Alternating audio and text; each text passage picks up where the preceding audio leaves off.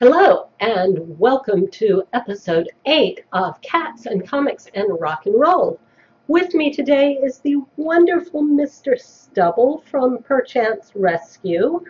Mr. Stubble is very young and he's very antsy and a little nervous, so he might have to go back into his little kitty house before we're done. But look at him. Is he just not the most adorable thing you've ever seen? Look at that little stubby tail. First this week, I want to revisit Midnighter. In episode 4, I was a little hesitant about the new series because Midnighter had been broken up from Apollo. On the surface, this felt to me like part of a current no happy couples in superhero comics editorial edict, and I'm still not thrilled about it. That said, after reading an interview with Midnighter writer Steve Orlando and reading issue 2, I can see where it makes sense. The whole breakup thing was included in the issue in a way that is both respectful of the characters and that they shared a history, even if it isn't the history that readers of Stormwatch and Authority remember. I would like to make the little point, though, that when one is in a relationship fight with someone with whom mutual love is shared, not even Midnighter's powers can always predict the outcome, because people who love you can behave in unexpected ways. I'll leave it at that and remain hopeful. Okay, he's going to hang out there. Okay. Meanwhile, I dig the introduction of Marina and her backstory and the dynamic developing between her and Midnighter. I appreciated how both their senses of justice work, and I look forward to more development of Marina as a character and the path she takes. Definitely excited for the next issue of this book and to see where Midnighter takes his next date. Catman. He should go out with Catman. Archie #1 by Mark Waid and Fiona Staples is a very different book from any Archie comic done before.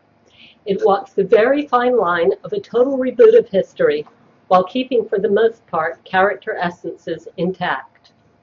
And the art is lovely, natural, and expressive while still conveying Archiness without the contrivance of the new look Archie books of a decade or so back.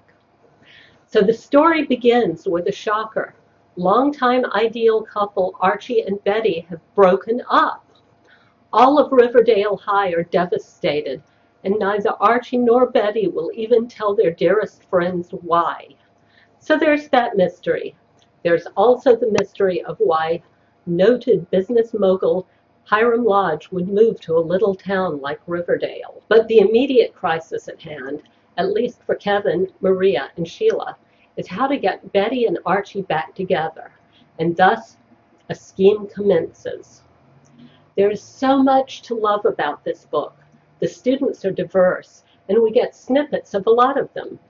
The personalities of the beloved characters remain intact, yet are given dimension.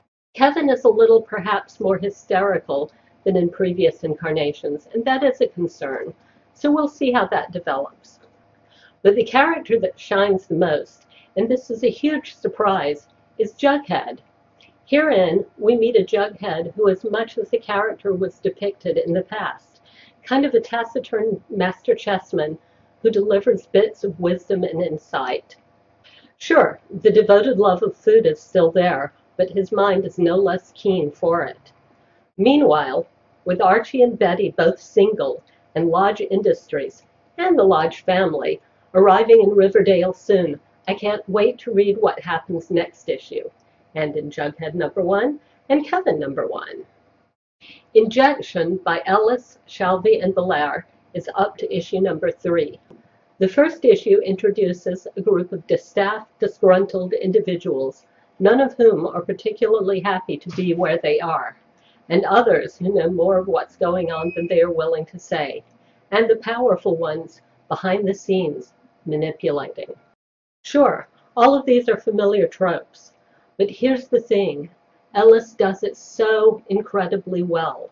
The spookier the intrigue, the tighter the reader is pulled into the dark, creepy web. Part of this attraction is the interweaving of fact and history with the characters and the fiction.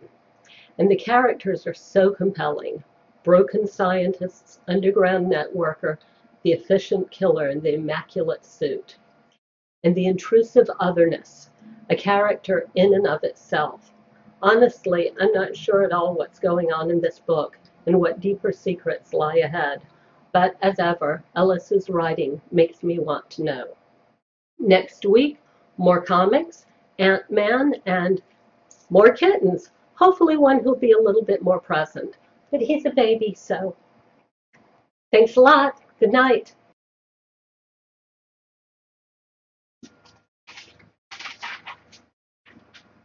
Oh, little baby. You were so small. Look at that face. That face.